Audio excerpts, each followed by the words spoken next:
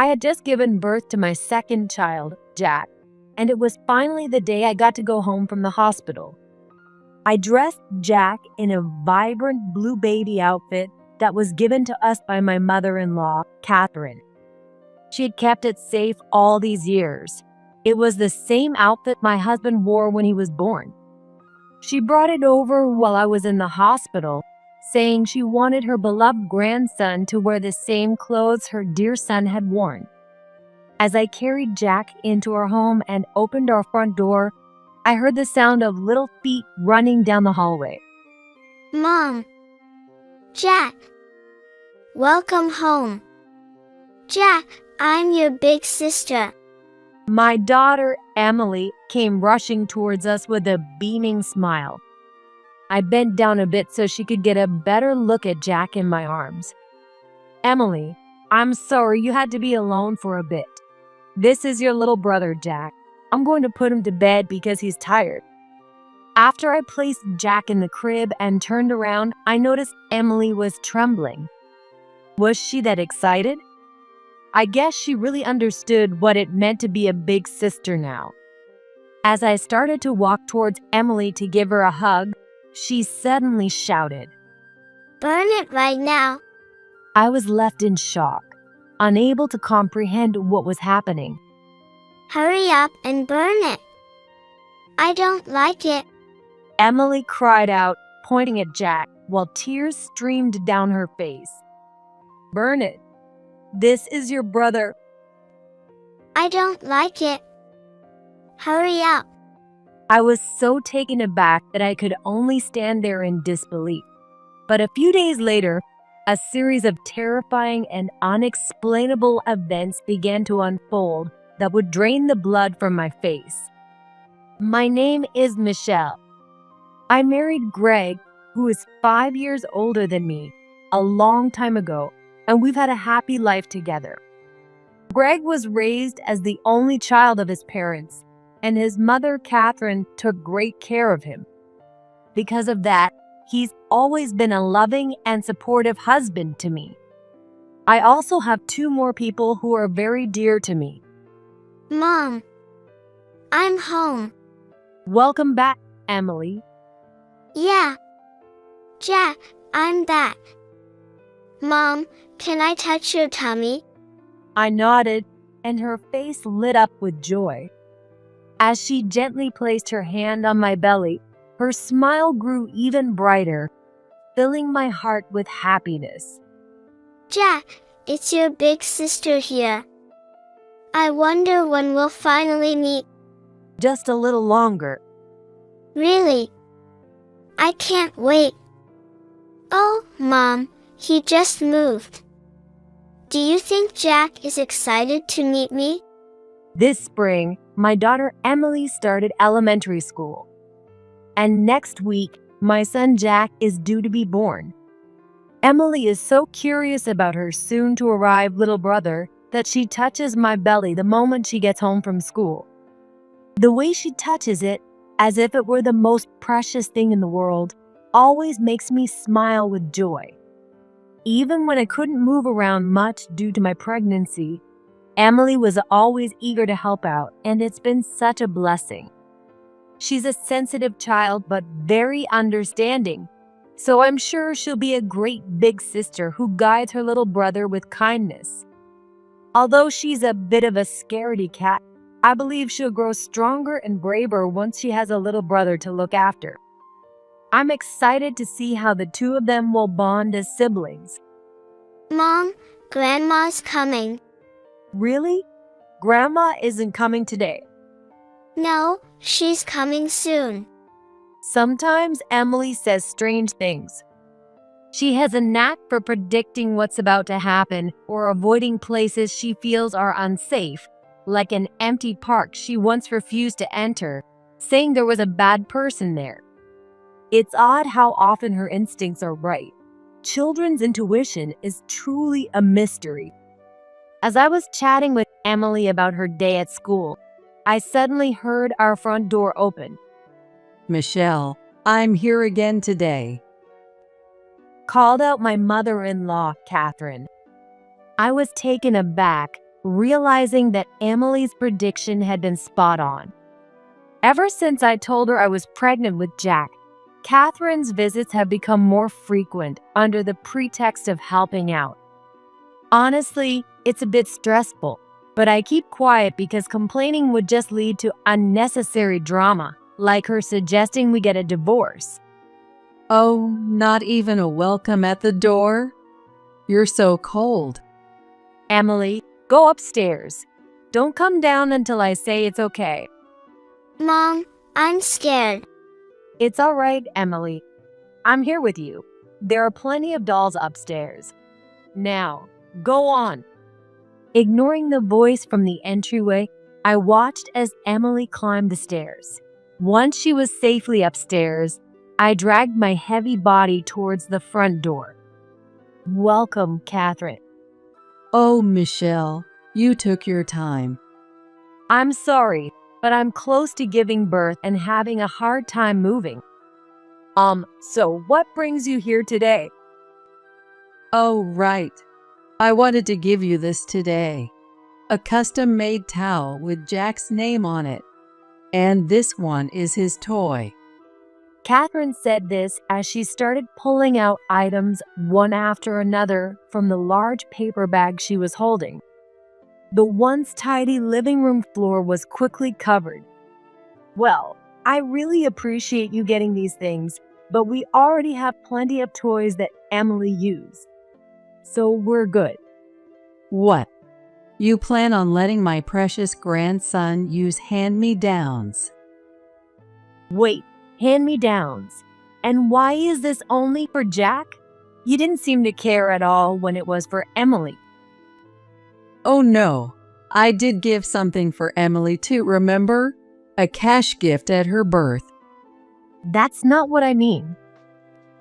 From the beginning, Catherine had always wanted a grandson and showed no interest in Emily. She didn't even give her a Christmas gift or talk to her, even when she was right in front of her. Catherine had always doted on her son, Greg, and seemed to dislike me as well. But when her long-awaited grandson turned out to be the wrong gender, her resentment towards me intensified, and she began suggesting that I was an incompetent wife and even that we should get a divorce.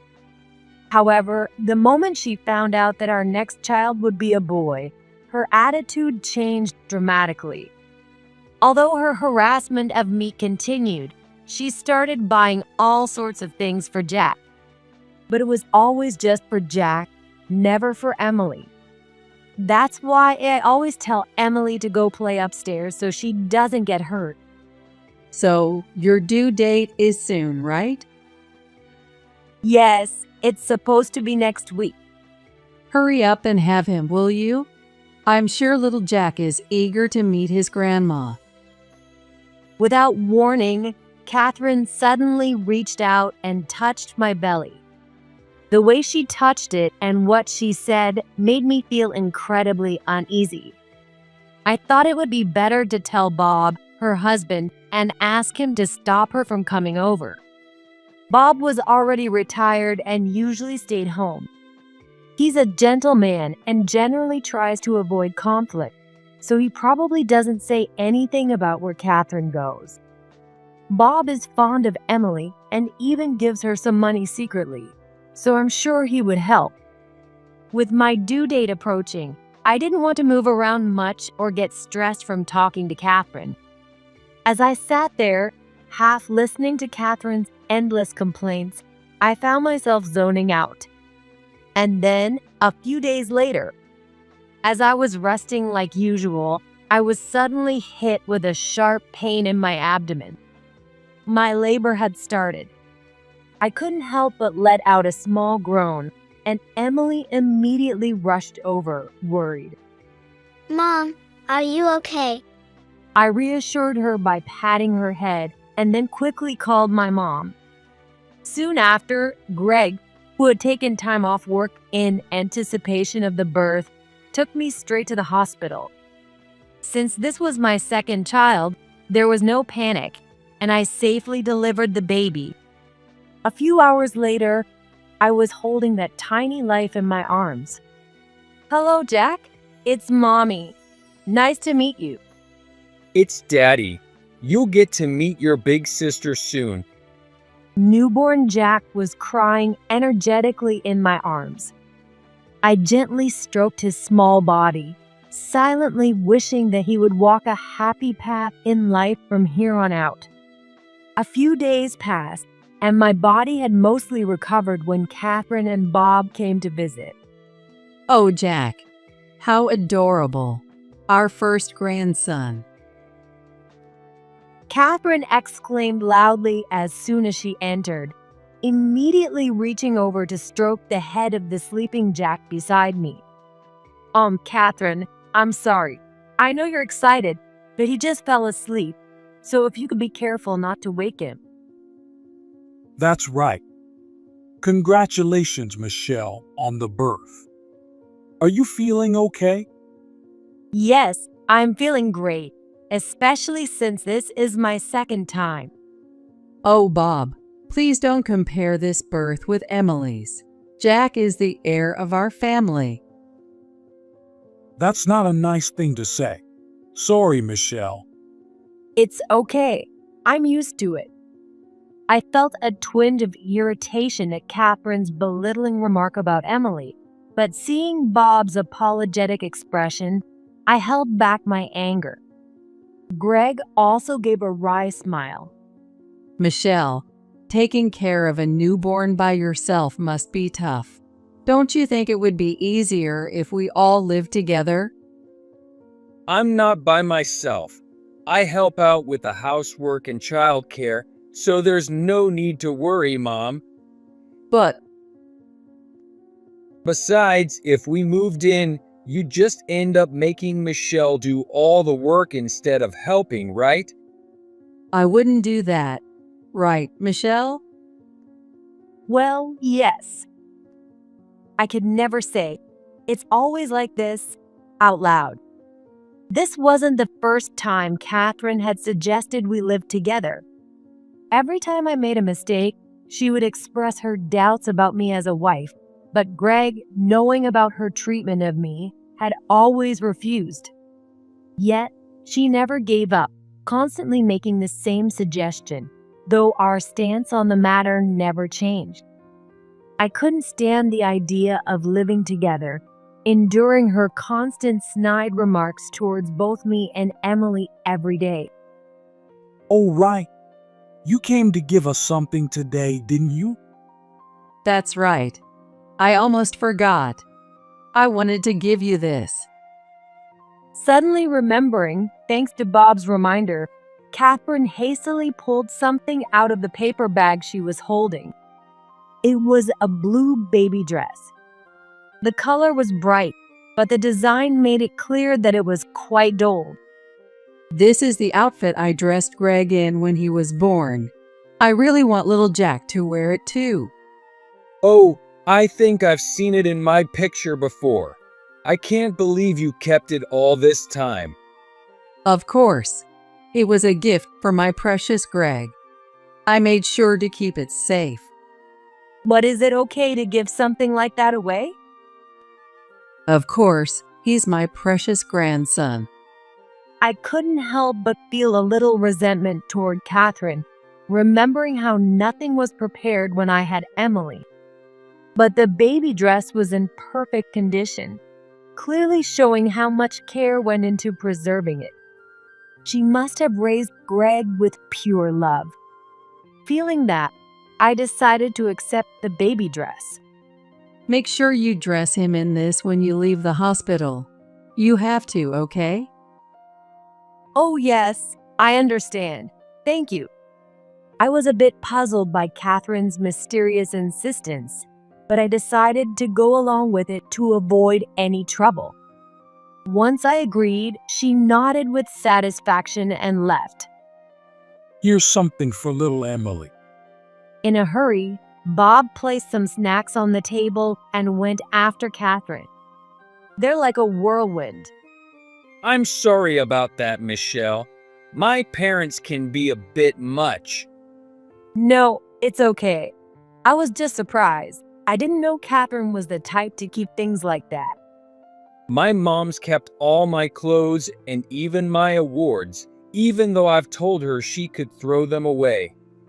I've known Greg for a long time, but this was the first time I'd heard the story.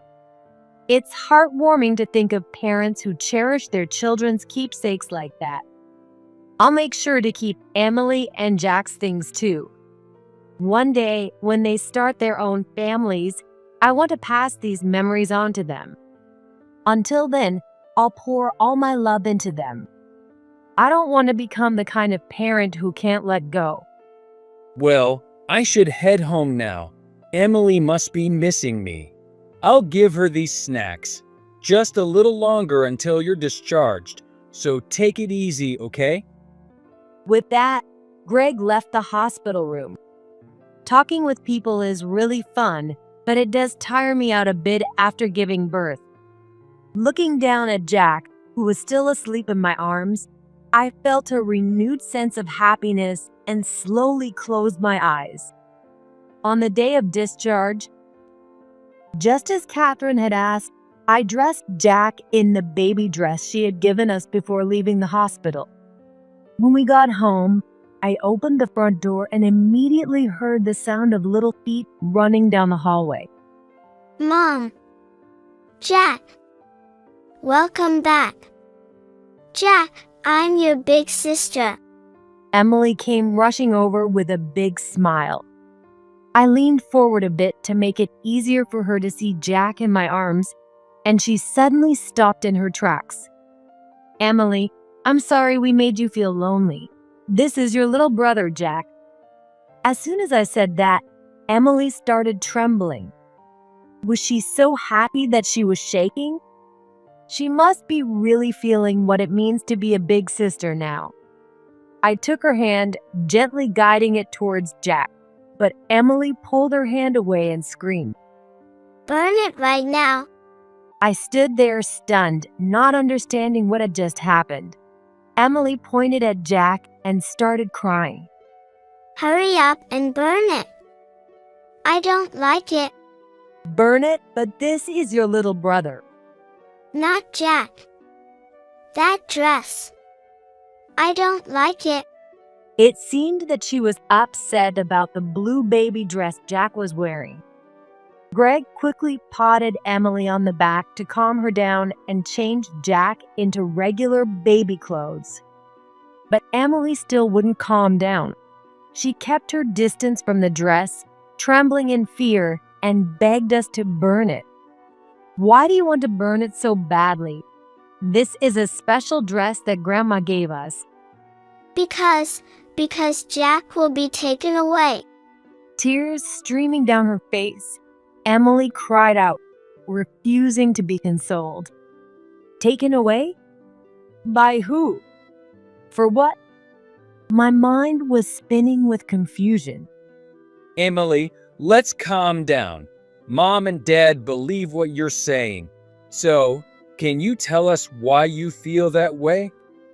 Emily nodded and began to speak in her shaky little voice. I can see scary things. You guys might not understand, but they're there.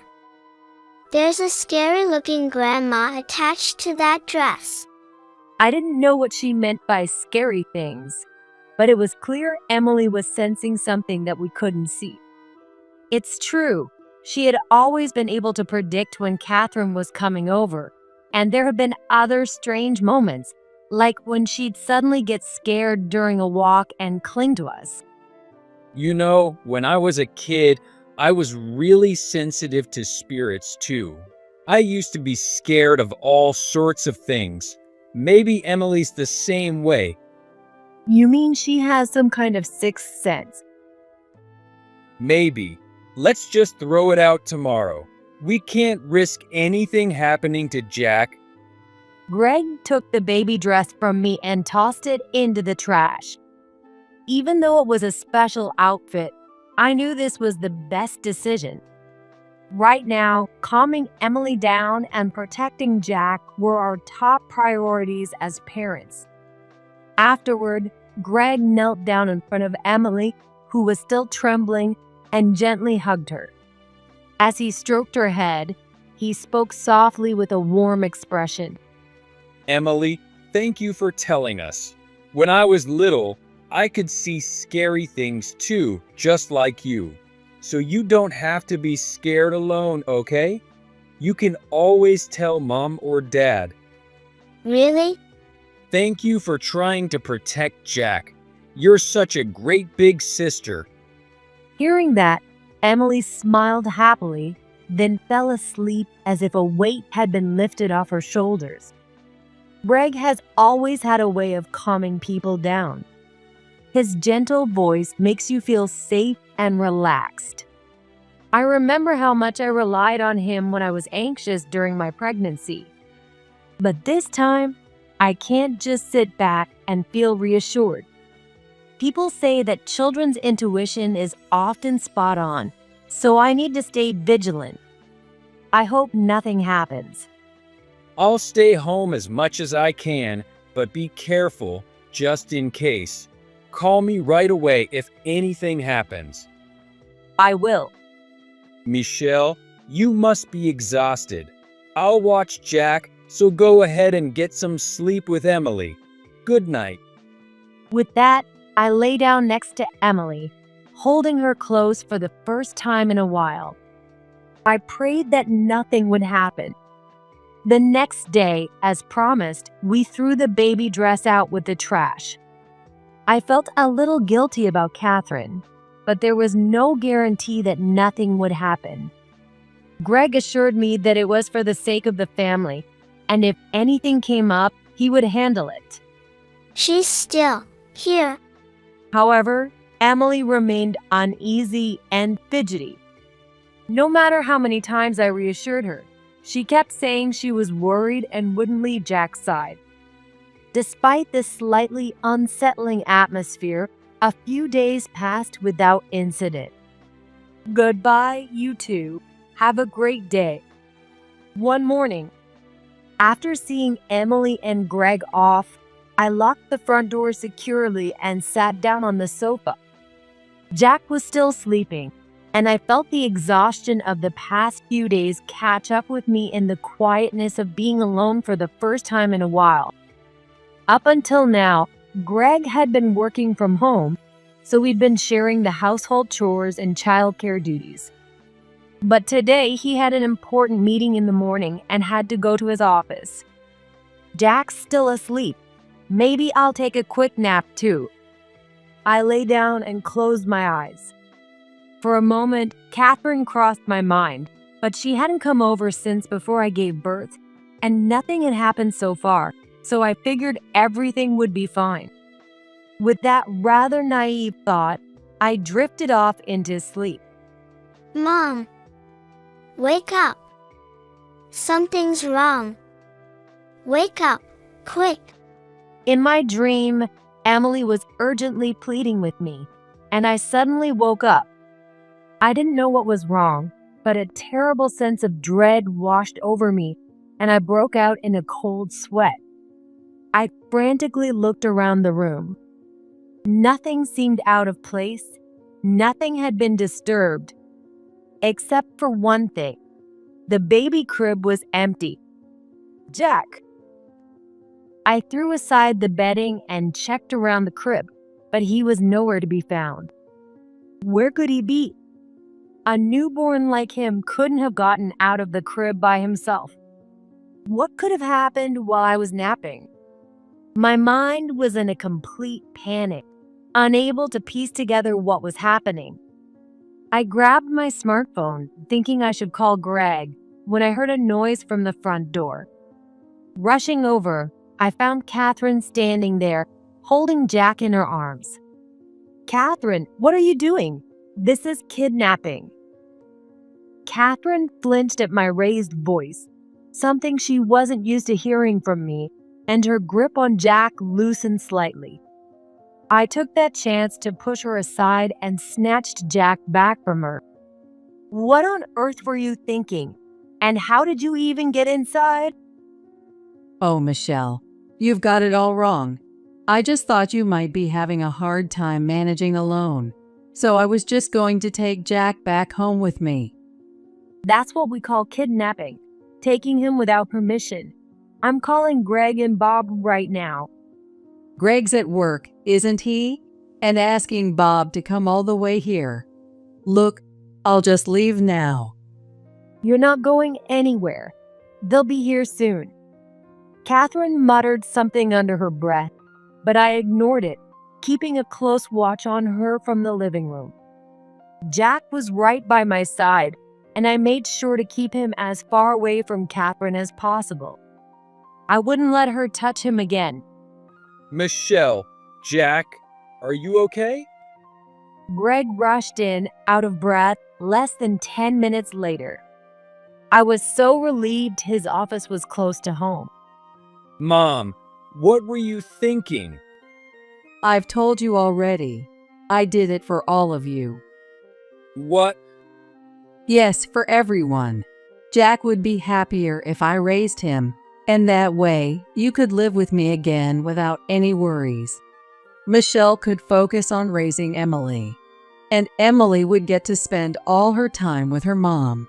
See, if Jack comes home with me, everyone will be happy. Are you serious? Of course. Don't you want to live with your dear mother again, Greg? You wouldn't have to bother with housework or childcare. I'd take care of everything for you. Greg and I were both speechless at Catherine's casual declaration. Everyone would be happy? No, the only one who would be happy is Catherine. Mom, I've told you multiple times that I don't want to live together. Yes, but that's only because you were thinking of Michelle, right? So just you and Jack could come live with me. No, that's not it. Sure, I used Michelle as an excuse, but the truth is, I've never wanted to live with you, Mom, especially not at the expense of my own family. How can you say that? We'd still see each other all the time, and we'd be happier than ever. We're a family of 4. If anyone is missing, there's no way we could be happier than before. Greg sighed deeply, clearly frustrated with his mother's logic. I felt the same way. We're happy because we're all together. The thought of living apart just isn't something I can imagine. But Catherine didn't seem to understand this. She tilted her head in confusion, as if she was about to argue back, but just then, the doorbell rang. I got Greg's message. Michelle, I'm truly sorry for all of this. Oh, Bob, please don't apologize. You haven't done anything wrong. As soon as Bob entered the living room, he immediately apologized to me. His face made my heart ache. Bob hadn't done anything wrong. No, this is my fault. I've spoiled Catherine for too long. I should have stopped her before it became a problem for you. What do you mean? Ever since you got home from the hospital, Catherine has been leaving the house every day. I got suspicious and followed her. She was hiding out in your yard, waiting. I was so shocked I couldn't speak. She was practically stalking us. At first, I thought she was just keeping an eye on Michelle, knowing things would be harder with a second child. But I never imagined she would try to take Jack. Don't make it sound so bad. If Jack comes to live with us, Greg will come back too. You were lonely without him, weren't you? Yes, I was lonely. But Greg found his own happiness, and it's not our place to take that away. Don't you understand that? It was rare for Bob to apply such pressure, given his usually mild-mannered nature. It made me realize just how much this family had cherished Greg as he grew up. Because of that, Catherine couldn't bear the thought of life without him, and she resented me for taking him away. In essence, she was unable to let go of her child. That's likely why she came up with this plan to take Jack, thinking she could have her beloved grandson and bring her son back home at the same time. I know that years from now, when Emily and Jack grow up and leave home, I'll likely feel the same loneliness. I'll want to keep them close, to have them stay my little children forever. But that's just my selfish desire. It's not what they would want, and as adults, we have to understand and accept that. By the way, Catherine, how did you get into the house? I'm pretty sure I locked the door. I finally asked the question that had been nagging at me. Catherine averted her eyes, looking a bit uncomfortable, but then she responded with a surprising bluntness. I made a spare key. I thought it would be useful in case something happened to Greg or Jack. You did what? Of course I did. I need to protect my son. Protect. What you're doing is nothing but harassment and illegal trespassing. How dare you? I'm only thinking of Greg's well-being. The moment the word harassment was mentioned, Catherine's demeanor suddenly changed, as if a switch had been flipped. Someone as unreliable as Michelle could never make Greg happy. That's why I have to protect him. So that's why you've been harassing Michelle. Exactly. Michelle's always getting sick, almost every month. Greg would be so much happier living with his mom than with such a weak wife. Wait, how do you even know about that, Mom? The heated argument came to an abrupt halt. The tense atmosphere that had been building suddenly turned cold. A sense of dread washed over me. Catherine had been coming to the house on days when it was just me, when Emily and Greg weren't home. She would come while I was sleeping. Even if she had been lingering in the yard, watching the house, how could she have known the perfect moment to enter when all the windows and curtains were closed? Unless I got a really good camera. I thought it would be the perfect time to use it. What the hell, Mom? That's a crime. Did you really think I'd be happy about this? I was just worried about you, Greg. This isn't concern. It's meddling. Enough is enough. my worst fears were confirmed, and I started trembling uncontrollably. I realized I'd been watched this whole time. The terror drained the blood from my face, and my vision darkened. Greg gently rubbed my back, trying to comfort me. I won't forgive anyone who hurts my family. Don't ever come near us again. Please, Greg, don't say that. Greg, you're my pride and joy. But now, you need to protect your own family. Don't worry about us. Thank you. I promise, I'll make sure she never bothers your family again.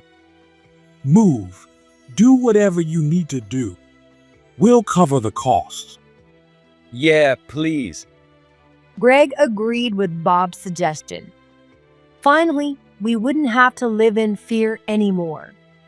Greg, after all I've done to raise you, are you really going to abandon your own parents like this? You ungrateful child. You're a disgrace to the family. Come back home. The disgrace here is you, Catherine. You couldn't let go of your son, and now you're trying to control your grandson too. Do you even realize what you've done? Bob's voice boomed as he reprimanded Catherine. Her sudden shift in attitude was shocking, but what surprised me more was seeing Bob, usually so calm, get so angry. Greg isn't a child anymore. Know your place. Catherine's shoulders slumped as Bob led her away. She walked out of the house, defeated. The storm had finally passed. Just then, a loud cry echoed through the house. "Oh, it's time to feed Jack. I'm coming, sweetie."